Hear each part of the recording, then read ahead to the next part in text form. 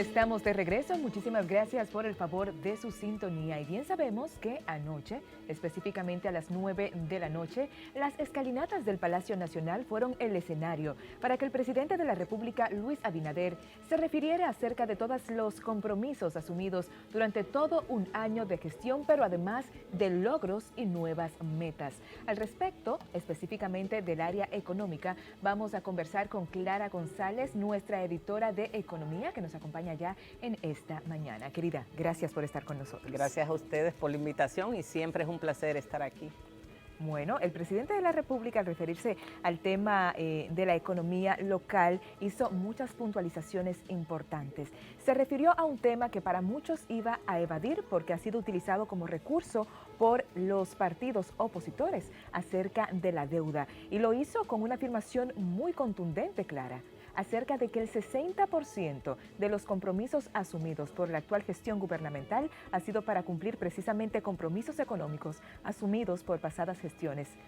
Asimismo, mira, la verdad que el presidente en el día de anoche tuvo una exposición magistral. El escenario mejor no pudo ser adornado con la bandera nacional puesta como, digamos, back ahí detrás, muy sobrio, bajó con su familia y eso es un mensaje importante a la nación sobre la importancia de la familia y tuvo una locución de 37 minutos y coincidió que era el Día del Médico. En ese momento extendió una felicitación a un grupo de médicos que estaban presentes, pero también habló del éxito que ha tenido el Plan Nacional de Vacunación, que ese es su punto de luz, pienso yo, de todos los puntos de luz que tiene, ese es el más relevante.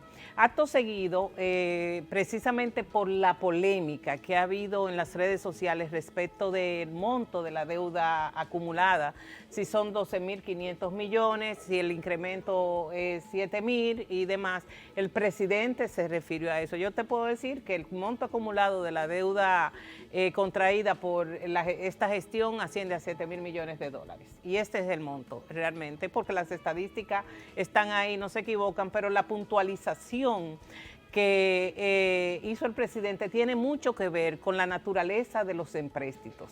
Los empréstitos no se dan para pagarlo al día siguiente ni para pagarlo a un año. Generalmente cuando un Estado contrae deuda lo hace en el largo plazo y es lo ideal para poder solventar en el proceso de su gestión. Entonces, la verdad que el presidente acto seguido inmediatamente pasó y puntualizó que el 60% el pago de interés y capital ha sido por deudas contraídas en gobiernos anteriores, tal como tú planteas. Y yo creo que era necesario y lo hizo de manera muy enfática, de manera muy precisa. Y bueno, la verdad hay que decirla sencillamente. ¿Qué les parece si recordamos ese momento en el que el presidente de la República, Luis Abinader, se refirió acerca del tema de la deuda?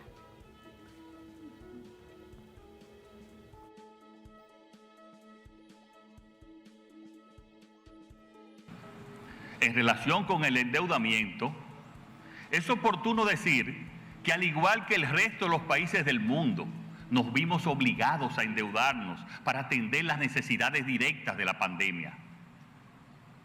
Sin embargo, este endeudamiento no fue para francachelas o para malgastar o para pagar ineficiencias. Ahora no lo fue. A diferencia del pasado, los préstamos que ahora hemos tomado han sido para salvar vidas.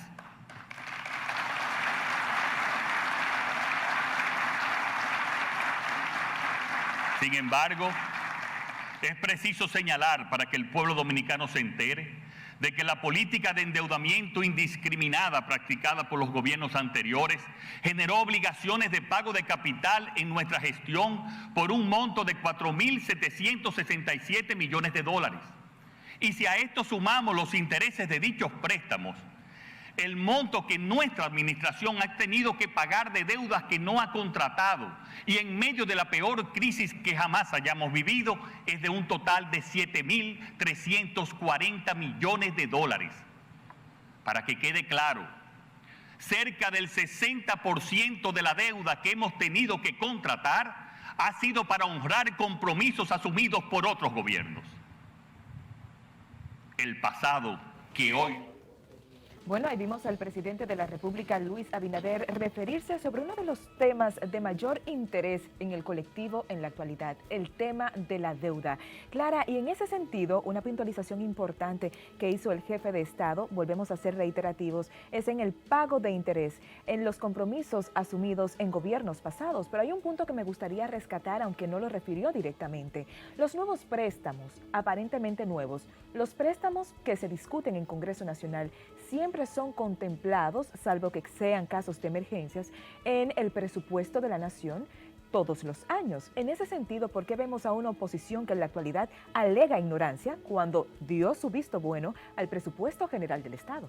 Sí, te contesto a seguidas, pero mira, viendo ahora en vivo las palabras del presidente, es importante destacar que de esos 7,000 millones, 4,000 millones de dólares fueron pagos que hizo el actual gobierno sobre vencimiento de emisiones de deuda, o sea, de bonos que tenía que cumplir, o sea, lo haya usado o no lo haya usado, porque los bonistas, inversionistas extranjeros o inversionistas locales requerían su pago, pero lo otro fue pago de deuda pública, contratos no honrados que el gobierno por el principio de continuidad del Estado tiene que asumir. Respecto de tu pregunta, te puedo decir, la mayoría de por ejemplo, el caso del presupuesto complementario.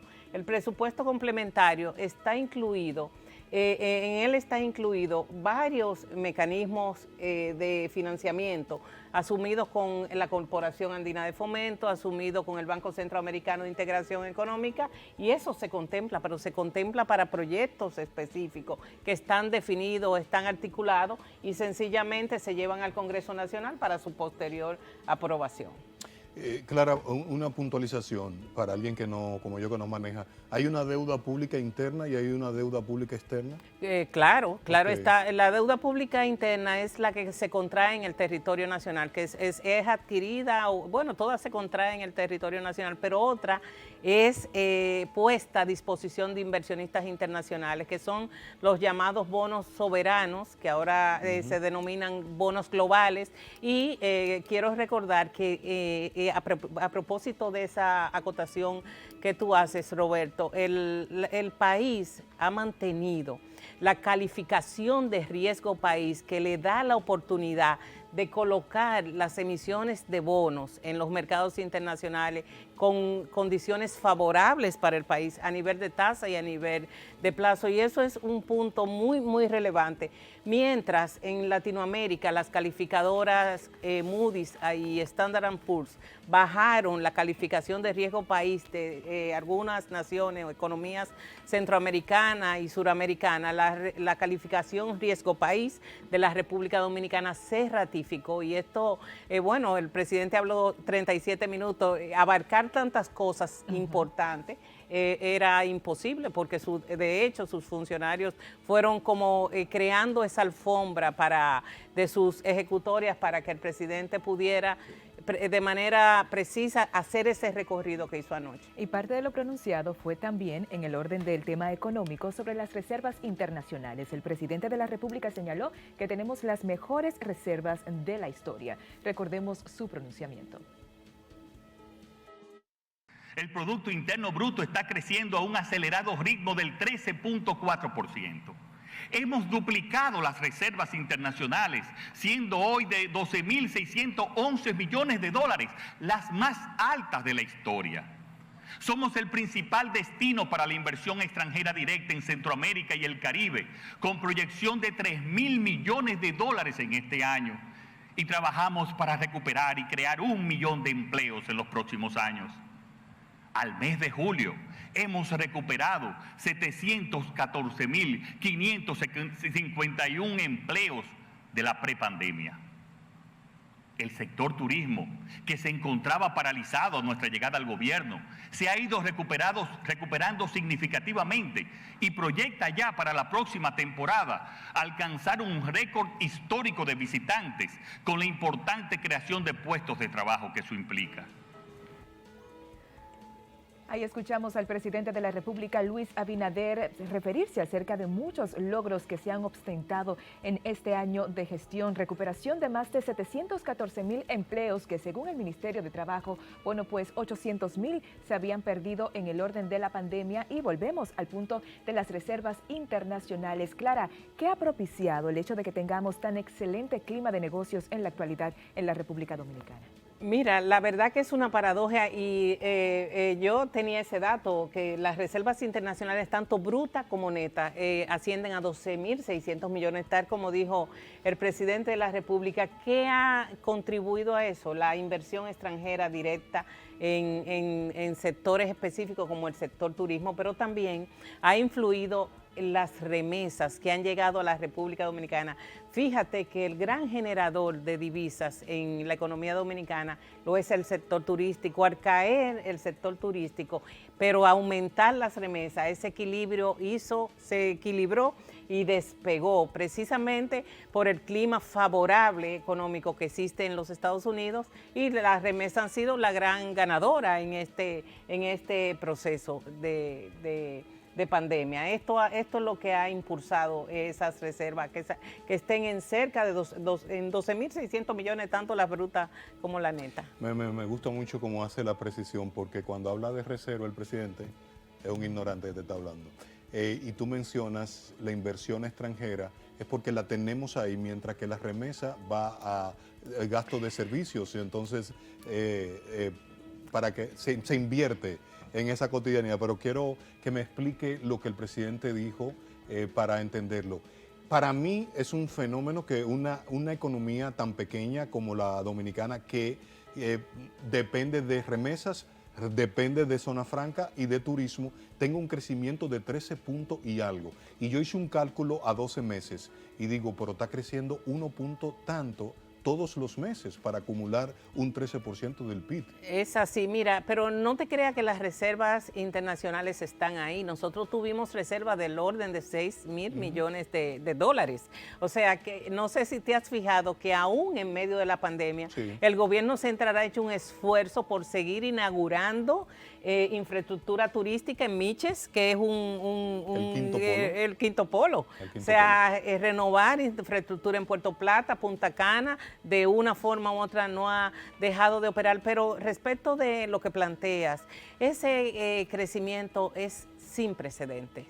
Sin precedentes. ¿Y qué es lo que ha impulsado este crecimiento que hoy día podemos exhibir y somos un referente a nivel de la región centroamericana y del Caribe? El proceso de vacunación. O sea, eso ha sido la génesis y ese ha sido el gran empuje al aparato productivo nacional, en la medida que la población tuvo la oportunidad. El gobierno trajo 17 millones de dosis de vacuna y se han vacunado con una sola dosis 10 millones de personas. Entonces, al poner esta restricción, cuando alcancemos el 70% en el caso de Santo Domingo y del Distrito Nacional, o alcancemos tal porcentaje en la Altagracia, que es lo mismo decir Bávaro, Punta Cana, esto ha contribuido a la apertura de los comercios, sobre todo una de las actividades que mayor empleo genera, que es el sector bares y restaurantes, que no operan de día, sino que operan sus operaciones y se ve a plena capacidad cerca de las 10, 11 de la noche. Ustedes me pueden decir así mejor. Porque abrimos a las 5 de la tarde, sí, pero después los happy hour. Ya tú sabes. Entonces, con la vacunación, así es. El Plan Nacional de Vacunación, que ha sido, ese trofeo hay que dárselo al gobierno, y el más grande y el más bonito. Con el Plan Nacional de Vacunación se ha empujado ese crecimiento del empleo, y además el sector construcción, su aporte a la generación de ingresos también como componente del producto y la capacidad multiplicadora que tiene en todos los sectores productivos donde interfiere además la capacidad de generación de mano de obra directa, o sea, directa e indirecta, pero sobre todo directa que emplea el sector turístico, porque construcción, porque no te crea que cuando se está construyendo una torre no es solamente los que están ahí, que trabajan, y eso no es solamente esto lo que se cuantifica, por ejemplo, el que está en la ferretería vendiendo materiales de construcción o cargando la carretilla y demás, ya tendría que tener los números precisos para decirte, pero ese poder generador de productividad, generador de renta, generador de empleo que tiene el sector turístico ha sido la diferencia. Clara, sonaré un poco osada y atrevida con el siguiente pronunciamiento, pero tengo que ser honesta. El presidente de la República fue muy conservador al señalar que se avisora un crecimiento económico sin precedentes, pero no habló de dígitos. Recuerdo el último informe que sirvió el Banco Central haciendo un análisis del crecimiento económico del primer semestre del año. En este señalaba de que se espera en el orden de 2 dígitos el crecimiento económico para este cierre de año. ¿Qué piensas tú si esto será posible y además qué factores deben coincidir para lograr ese crecimiento? Nosotros hemos ido viendo y analizando todo el devenir del año 2021. Recuérdate que en abril, con un efecto rebote, ¿verdad? Aperturada la economía, el crecimiento del producto estuvo en un orden de 3.3%. Ahora, a junio, fue con la apertura total prácticamente de las actividades y el levantamiento del toque de queda, ha sido del orden del 10-11% respecto de... Pero nosotros eso nos vemos internamente, pero los organismos internacionales son los que tienen la última palabra. Y la CEPAL ha ido ajustando poco a poco los niveles de crecimiento proyectado para el cierre del 2021 de la región, y la de la República Dominicana ha sido digamos, la atención para que sirva de referente a los demás países que conforman la región centroamericana, ¿verdad? Yo entiendo y creo que se lo dije una vez a ustedes cuando hablábamos en abril del 3.3%, digo yo, será mucho más. ¿Cuáles son los factores? Los factores, lo que está haciendo el país. Alianzas público-privadas, motivación a través de facilidades para las empresas, sobre todo las pymes, de facilidades de liquidez, y continuar de manera sostenida con el empuje a la producción y al empleo. Esos factores son determinantes, sobre todo los sectores que son mayor generadores de ingresos. El sector, el sector agrícola, que emplea mano de obra intensiva, el sector construcción, y obviamente que nosotros estamos esperanzados que los 4 millones de turistas, que es el potencial para este año al cierre del 2021, lleguen. Y me parece que sí, porque ya el sector turístico ha dado señales de que despega, y la verdad es que es importante eso. Clara, el semestre terminó muy bien de acuerdo al Banco Central, el primer semestre de este año. Ya vamos a entrar al primer mes del segundo semestre. Corrígeme, yo escuché o leí algo que dice que vamos a tener un crecimiento del PIB por 7.7%. Sí, es correcto. El de Chile fue. No es 7 y algo, tal vez 8. El gobernador en un momento fue más optimista. Pero yo creo que nosotros nos mantendremos en el rango de 7 a 8%, que es maravilloso en el contexto, porque todo análisis que hagamos, los economistas, los analistas políticos, tienen que estar basados en el contexto en que hemos desarrollado el año 2021. Y el presidente, eso fue lo primero que dijo. ¿Cuál es el contexto? Un contexto aterrador, sí, claro, que potencialmente todos estábamos muertos, quiero decirte. O sea, sí, claro, no había una cura para la vacuna, estábamos ensayando a nivel del mundo. Entonces, todo lo que se ha hecho merece mayor reconocimiento. ¿Por qué? Porque se levantó la economía economía del piso y se ha puesto a funcionar y a crecer de manera sostenida. Ciertamente que la economía dominicana tiene grandes, fuertes fundamentos que la ayudan, esa capacidad, esa resiliencia y además la estabilidad y la confianza que genera la administración presente, porque no te creas que esto es casualidad. Yo te hablé de la calificación de riesgo, pero los inversionistas extranjeros que tienen necesidad de buscar un destino seguro para su capital, no solamente la seguridad jurídica, también la seguridad política. ¿Y qué quiere decir la seguridad política? Que tu dinero no se va a distraer, el dinero del impuesto o el impuesto sobre la renta que pagan los empresarios en otras cosas, como dijo el presidente, en francachela. Esa palabra me la voy a aprender, en francachela. Entonces yo creo que ciertamente este discurso ha sido un discurso sincero, un discurso basado en la realidad, las estadísticas están ahí. Y algo muy importante que quiero destacar, dicen que no se ofrece datos. Los ministros ofrecieron conferencias, aquí mismo el canal organizó una serie de reportes especiales, pero si tú te atreves a visitar la página de la Dirección General de Presupuesto, te darás cuenta de la ejecución presupuestaria de los ministerios mes por mes. Y no me digas tú a mí que eso no es un ejercicio de transparencia, eso es un ejercicio, si la ciudadanía desea ver cómo está comportándose la economía, sencillamente tiene que acceder a los portales de los ministerios. Y lo que es mejor, el mejor ejemplo lo pone el propio presidente, o sea, nada más por el hecho, digamos, es como un asunto de jerárquico, ha sido tan enfático en el tema de la transparencia, en el tema del bien hacer y de la correcta administración de los recursos públicos, que yo no creo que nadie se vaya a equivocar. O sea, aquí no habrá francachela, y yo ya me aprendí la palabra, y yo espero que sigamos con esta sobriedad,